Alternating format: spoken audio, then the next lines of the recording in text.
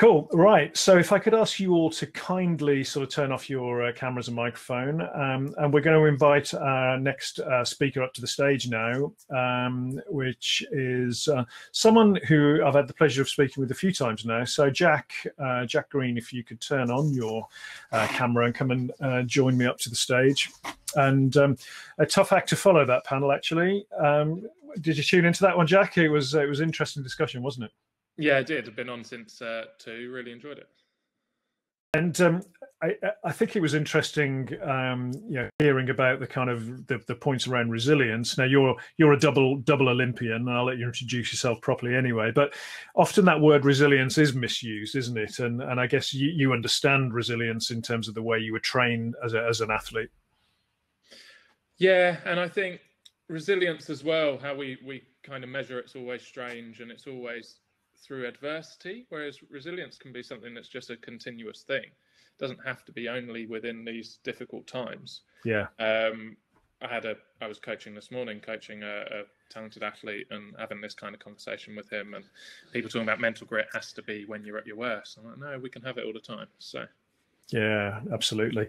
So, if you don't mind, give us a brief introduction to yourself and your kind of journey through being a British athlete and a double Olympian through to what you do today.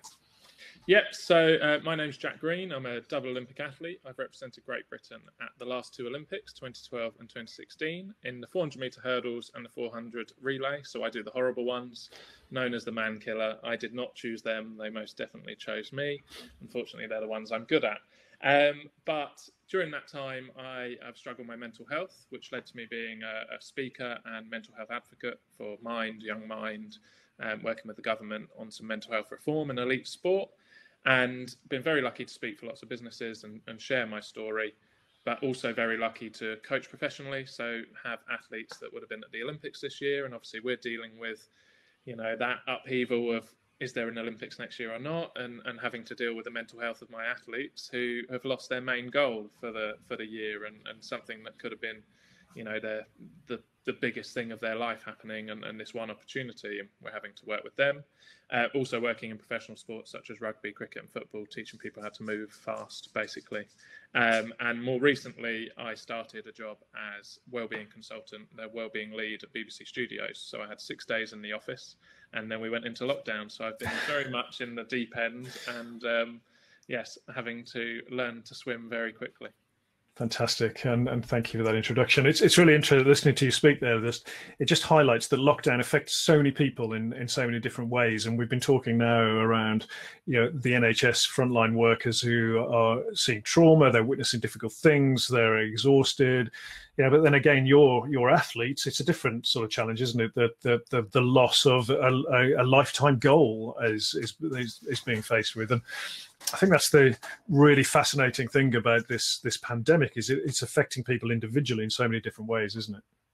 Yeah, exactly. And we all have our own challenges, and it's no different to our normal lives, quite frankly. And we all deal with things differently, and different situations might affect us all very differently. So I think as long as we have that awareness that everyone's going through their own battles, and have that understanding that everyone's struggling, and we've got to be able to look after each other and be a lot kinder, then yeah, it's a world I'd like to live in, if we were a lot nicer and a lot kinder to one another. Yeah, absolutely. So just take us back and talk us through what it's like, training and competing at a world-class level and going to the Olympics. Talk us through, your journey in a bit more detail there, Jack.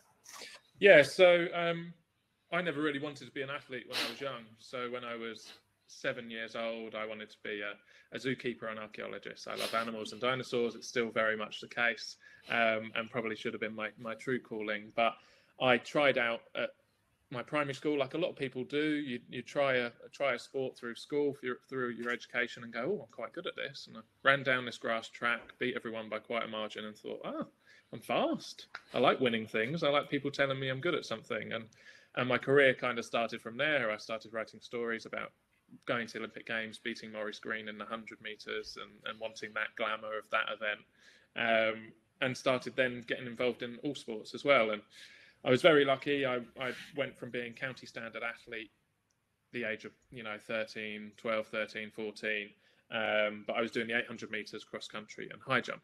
So not in the 100 meters as I'd liked, but it was all pretty. I was solid athlete. You're winning county medals, but I'm not going to do anything professionally, even though I want to. And then I tried out and did a 400 meters for my club and ran a time that would have put me top 10 in the country for my age. And I was like, oh, right, this is the one I should do. And now I'm 6'4", and I was very lucky that a coach down my way called June Blues, she had coached lots of other athletes to a high level and said, you're tall and 400s, you should give the hurdles a go. And in my first race, I broke the British record for age 15 and wow. went #1 in Europe for my age. And yeah, pretty much chose that. And my whole life was very much what can I be the best at, rather than, what do you enjoy most or whatever it might be. It was actually, what can I be the best? What can I be successful and what can I win things in? So I went into the 400 meter hurdles, and that's where my career properly started in the hurdles. And the next year I was unbeaten as a 16-year-old within Europe and highly ranked in the world for my age. And at 17, represented Great Britain for the first time. Went to 18 years old and I was good.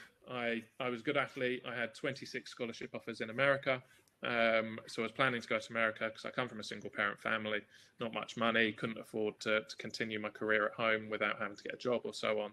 So I decided to move to America. But a week before that, I got a phone call from a coach called Malcolm Arnold, who coached Colin Jackson, John Akibua, Di Green, all these guys that if you don't know the names, they're world record holders, Olympic champions, world champions. And I'd recently come third at the World Junior Championships. So this kid who's, living in council flats and so on from down in East Kent, down in where nothing really happens, and suddenly coming third in the world for juniors. And that got a lot of, talk about me, a lot of noise started happening. Got a phone call from the coach in Bath. He said, move to Bath, we want to work with you. Nike signed me up. They said, we'd like to make you a professional athlete. And I got funded by British Athletics. And this was all at 18 years old. So I was achieving my dream that I was writing about by the age of 18. And in my first year down in Bath, I went from 105th in the world to 16th at 19 years old. I won the European Under-23 Championships. I'm the youngest ever winner of that, the only teenager to ever win it. And I went to my first World Championships against all the senior athletes, all the big boys, and was a semi-finalist. And this is 19 years old, and obviously I trained hard and I worked hard, but I thought, this is pretty easy. I just turned up, and I thought destiny was, I'm just better than everyone else. That's how I looked at it. I was quite arrogant. I was quite, surely this is all happening because I'm meant to be the best. And this is 1 year out from Olympic Games. And I went from 105th to 16th with relative ease. I didn't do anything special, nothing no other athlete would do. So I just thought, right, well, why can't I go from 16th to 1st? And this is where all that pressure and expectation I put upon myself became, a real issue for me. So I became incredibly inconsistent because I demanded that I was Olympic champion standard in everything I did, not just on the track, but in my life. Every second of every day, I must be an Olympic champion in weighting as such. Yeah. And I couldn't sustain it. It was the intensity was too much. And I became so inconsistent. My races were inconsistent. I was inconsistent in my life. I was very up and down, behaviors, moods, and so on. And I was very, very fortunate as such that my last race before the Olympic Games in 2012, the age of 20, I ran a personal best that put me 6th in the world. And I beat the reigning Olympic champion. Wow. And my head went back to, well, destiny kicking in, and I'm going to be Olympic champion in 2 weeks' time. And yeah, it's all working together back on the yellow brick road. I went to those Olympic Games. I qualified through my heat, no problem. 80,000 British fans. It was an amazing thing. Nothing I could ever do justice to through words. It was something I'll probably never experience again, but incredible. And ran the heats, qualified fine, made it into a semi-final. Now I went to that semi-final, and this is my dream. This is the one place I want to be. It's what I've always talked about.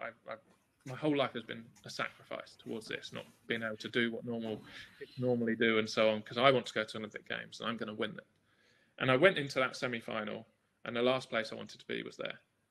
I stood on that start line and I was full of fear, anxiety. It was all because I put so much expectation and pressure on myself and now it was time to almost pay up and see if these sacrifices are worth it. Yeah. That I couldn't get my mindset. I was just all over the place and I was a mess.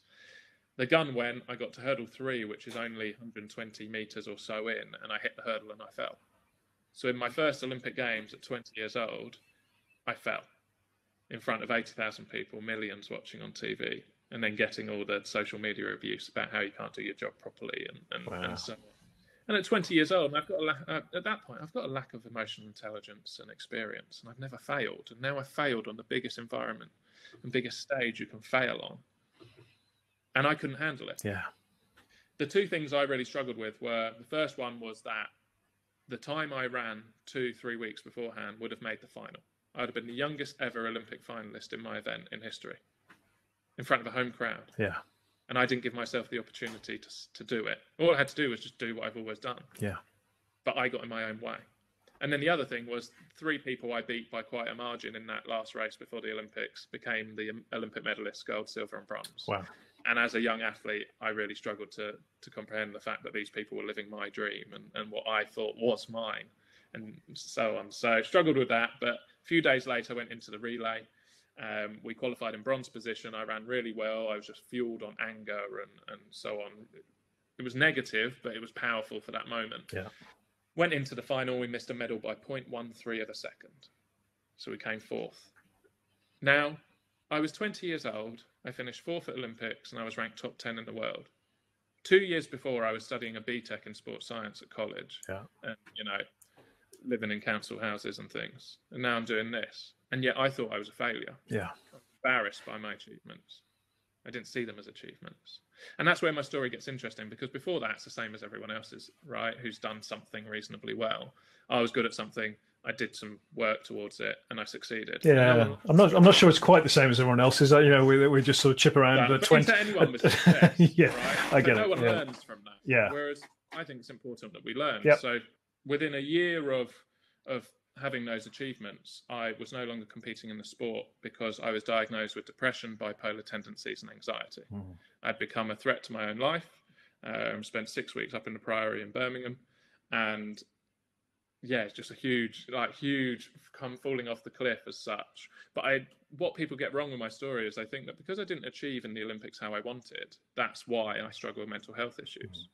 When reality is that was just my trigger. Yeah. I'd always struggled as a kid. I know that now because I can see all the different triggers that I have in various things and understand the behaviors. Yeah. But I'd always struggled, and whether I run fast or I run slow, whether I'm successful or I'm not successful, I'd have to manage my mental health. Yeah. But you put I was still a kid at 20. You put a kid into that environment with that many people, that much pressure, and things don't go well, it's hard for them to manage it. And that's the position I was in.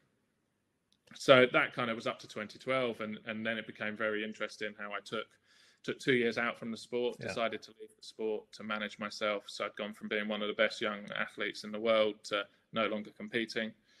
And I returned to the sport after that 2 years out and moved to Florida. And I sold everything I owned, moved to Florida to work with this fantastic coach, and kind of went straight back into my old mindset. Hadn't learned anything. Went back into that intensity and that obsession and not managing my mental health. And I went there, started performing well, but it was hard. Like, I was a long way from family. I was bankrupting myself to have this opportunity to almost invest in myself. And the only reason I returned to the sport is because I didn't know anything else. Yeah. My identity was I am an athlete, not I am Jack as a human being and as a son, a friend, whatever it might be. I was just the athlete. So I didn't know I could do anything else. So I went to Florida, first race back, ran a time that put me, top 10 in the world again. And I thought, this is easy. This old thing, destiny, da-da-da-da-da. And 3 races later, I went to Switzerland. I was running really well. I got too close to a hurdle 8, and I decided to wear it as a necklace. And I broke both thumbs, fractured 3 ribs, and strained a ligament in my knee, and was told that I'd be out for 6 to 9 months. And we had the world champs 2 months later. Wow. I'd invested everything I had into this opportunity. And now I wasn't going to get sponsored. I wasn't going to get the opportunity to try and get back there. And through my obsession and my intensity, I managed to run a personal best within 3 weeks. I was putting on a knee brace between training, between runs, because that's just how I was. I could run through pain. I could destroy myself. Part of why I was very good at 400 hurdles, but part of why I struggled as well. Yeah. And ran a personal best within 3 weeks, went to the World Championships, and the night before my race, I tripped on some stairs and re-injured my knee to a point that I couldn't walk. So my comeback year was that. Wow. I didn't run at the World Champs. I only ran 3 times that year, and that was meant to be my big comeback year. And that took us to 2016, Rio Olympics. Now I'm bankrupt and don't have the opportunity to go to Florida. Not that it was the best thing in the world, but I didn't have the opportunity to go there or do very much else. And in the Rio Olympic year, I ended up 11th in the world. I was semi-finalist in the hurdles, European bronze medalists earlier in the season, and we would have been medalists in the relay, but we got disqualified. And what was amazing in that year was that I spent 8 months of that year sleeping on a sofa because I couldn't afford to have a place. Wow. I managed my mental health with alcohol because I couldn't be on antidepressants because I put me in a box and I just couldn't perform on them.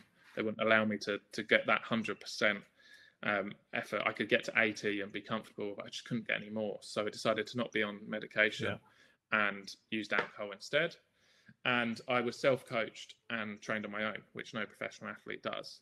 And I did train twice a day at my local track that I started at when I was seven years old.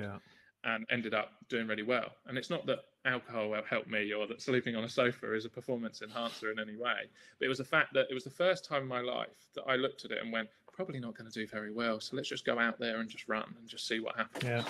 I took away that pressure and that expectation, and it allowed me to be far more free and allowed me to perform. And that led us into 2017, still self-coached, still, writing my own programs, training on my own, still not sponsored.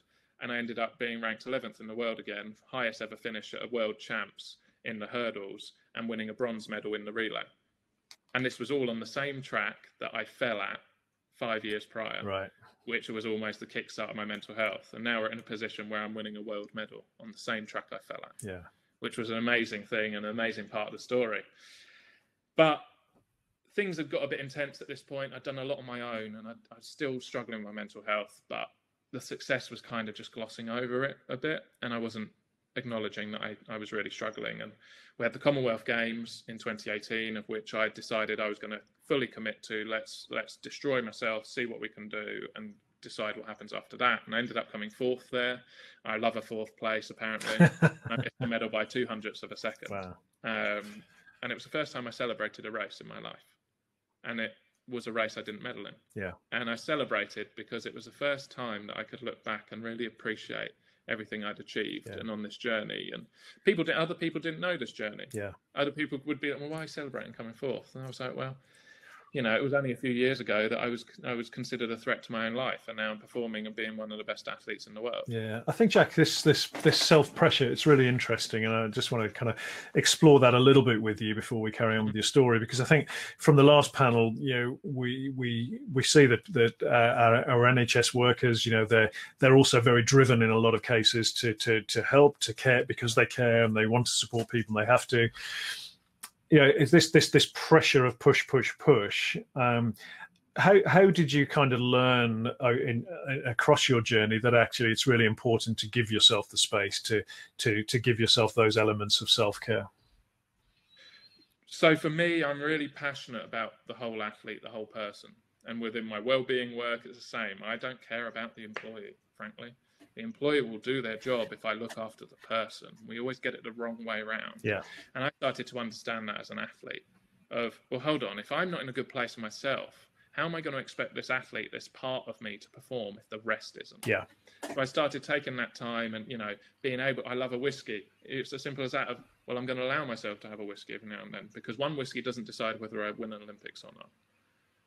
So whereas I would have used it, no, can't do this, and all these can'ts, shouldn't, not allowed, which is all negative language, and it's always making everything feel like I'm missing out, and it is a sacrifice when it's not. It's a great opportunity to try things and achieve. And for me, the big part of managing myself in terms of self-care, in terms of performance, and something I'm passionate about is high performance, was measuring myself on the effort that I put in rather than the results, which was huge in terms of that Commonwealth Games and appreciating coming fourth. So for me, I took away the result, right? I used to only focus on the result, and that decided whether my behavior, my performance was good or bad.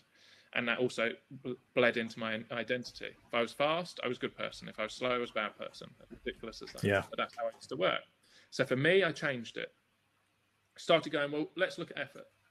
So for me, it was, I might be stressed. I might have my mental health issues. I might not have slept well, ate well, whatever it might be. I might only have 60% in the tank, but I'm going to give 100% of that 60.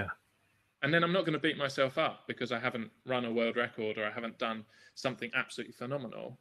Because what I've actually done has been incredibly consistent. I've turned up and I showed up and I gave everything that I could. Yeah. And working with some of the best athletes in the world, I've worked with world record holders and Olympic champions, and they are just consistent. They are not Olympic champions every day because it's not possible. But they turn up, they give what they can. And through that, you become incredibly consistent, and that breeds this high performance rather than trying to be a superstar one day and then having to just completely dip off because you can't sustain it. Yeah, but at that level as well, you have to give yourself space to recover, don't you? You can't train like you're winning an Olympic race and then do the same the next day and the same the next day and the same the next day. You've got to have those moments of recovery and periodizations of plans. But translating that to the corporate world and the healthcare world, we're going to have these momentous events that we've got to get through, but we need to program in those downtimes, those moments of recovery, just to build resources, don't we? Yeah, for sure. And I do this very much with work in terms of BBC Studios, and a few things I've changed in terms of our meeting times. But we're not allowed to schedule meeting times around lunch. We've got to try and protect these things, and not before 10 and not after 4. Like, give people their time and allow them to do things and allow them to have their break. And we're bringing in Wellbeing Wednesdays, so we're extending lunch by an extra hour and putting on events. And it doesn't mean that someone has to take part in the event, but it means they've got that extra hour to go and do what they need to. Whether you want to go for a run or you just want to go read a book or whatever it might be, to take that time for yourself is so important.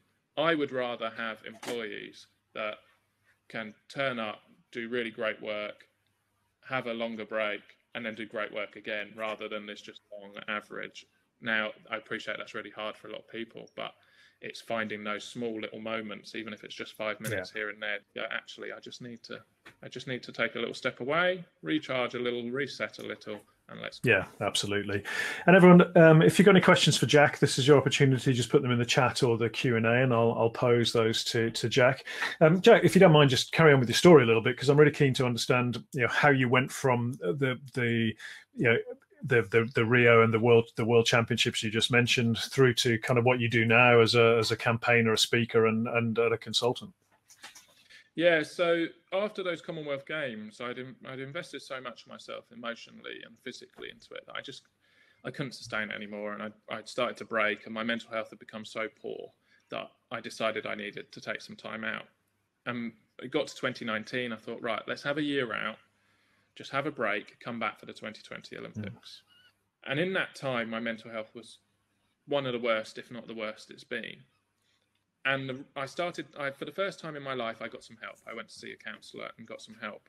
And the reason why was because when my mental health had affected me, and I could wear my mask, I could wear my armour, and when my mental health was behind that armour, I could almost be okay with it. I was almost okay with hurting myself.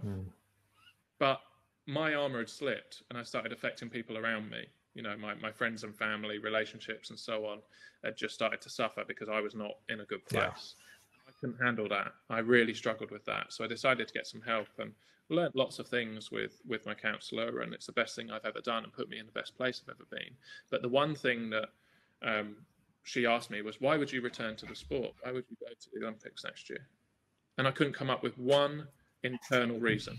They were all external, because society says this and that, and because it's meant to be glamorous, and why wouldn't you go to the Olympics? And I'm 28, I'm meant to be at my peak, so why would you retire now, and so on and so on. I couldn't come up with one internal reason, and that's when I decided to retire.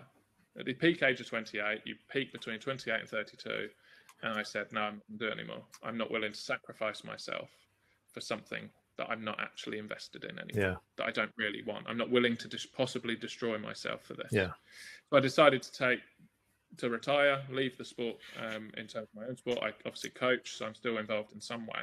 And then I was very lucky to, through doing my talks and through my philosophy around well-being, mental health, get the opportunity to work with BBC Studios, and that obviously leads us up to now. And there's a big part that I was listening to earlier, talking about the superhero thing, and it's very similar in track and field and in sport. I struggled with a long time about my mental health and wouldn't acknowledge it because I'm male and sports person and I'm deemed to be successful.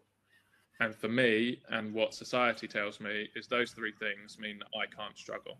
and that I can't have poor mental health. I didn't even believe mental health existed because of that. Yeah. I thought it was made up, and it was just people who were weak or who couldn't handle the work. Oh yeah, you're not made for this. When actually that's not the case. I know so many athletes that struggle. We're all human beings. It's something I'm really passionate about, this whole human element. We are all human beings. I just run around a bit faster than other people. That is literally the difference. Yeah. Or used to, not so much anymore. But that's something that I think is so important, is understanding you are a human being, giving yourself permission to feel like a human. Yeah. Not being what other people say you should be. To accept that, you know what, I'm allowed to feel these ways. I'm allowed to feel sad sometimes, or struggling, or hurt, or embarrassed. I think that's so important, that you can accept that, sit with those feelings, take away their power, and move forward. Yeah, absolutely. I love that. Give yourself permission to feel like a human. We're all human beings. And, the hero complex is interesting, isn't it? And you've experienced that as a hero that people look up to as an Olympian, and a lot of our NHS workers will be experiencing the same. Comment from my partner, Chris. What resilience strategies can we take from athletics and use in the workplace to help our mental health and well-being? I guess presumably you've been implementing those in BBC Studios, but how would you answer that one, Jack? It's hard because it's all very different within studios. We have production, we have distribution, we've got completely different people who all work in completely different ways, but we're meant to be going for the same goal. Yeah. Really interesting. The same within sport, within teams. But for me, I think effort is that huge part. It's changing that. What is our measure? I think the biggest thing I'm probably bringing in at studios at the moment, that hopefully will get big change, is looking at our managers and then going, well, what are we measuring here? How are we measuring what performance? Is that done on a number, or am I doing this on my people? Yeah. So something that's happening within senior executive committees and leadership within studios now is when they have their quarterly reviews, the first thing that is talked about is the people. Yeah. So they are, how are your people doing? How's our pulse surveys? Let's look at our people, and there's more to go, because I want it to be a bit more authentic rather than numbers. But you know what business is like; it's hard. Yeah. And that's a huge thing that I'm trying to bring in, and then I'm trying to bring in, right, with our managers. What is our well-being measure? What is our people measure? Because when people get stressed and we get under pressure, and if the measure is what is your turnover, then guess what the managers are going to do? They're going to fight for that. Yeah. How they're measured, that's how they get their bonus. Whereas if I create a measure and create this within our culture of, well, how are your people doing? What are the percentages of how your people are coping? How are you supporting them? Yeah. Then when they're under pressure and stress and want their bonus or whatever it might be, whatever inspires them, they'll go to that. Yeah, I think you're absolutely right. And it's how are we defining success in our organisations, whatever that organisation is, and the same for society. Is it GDP growth, or is it happiness and well-being of citizens? And if we translate that to the NHS, where is the health of the humans that work in there sitting alongside caring for the health of everybody else? And I think those measurements are really interesting. And certainly what I'm trying to do with the form score methodology is evolve that at an organizational level to be able to give those real quick measures on the well-being of everyone that's easy to report. So, Jack, absolutely brilliant. I love chatting to you. Thank you for giving us all some of your time and sharing your journey. It's a really powerful story. I wish we could talk for a little bit longer, but I think there's some real strong parallels that we can take away into all workplaces that you've learned there. So thank you for your insights very much. No problem. Thank you for having me. Cool. So everyone, we're going to take a break now. And again, this is the important part where we can connect with people, comment on what we've heard, make new connections. Feel free to move around the tables and say hi. This is that real safe environment we're looking to create. So we've got 25 minutes now back at the tables. We're going to reconvene at 22. So hope you've enjoyed the first few sessions, and keep the comments coming through on the chat. Thank you.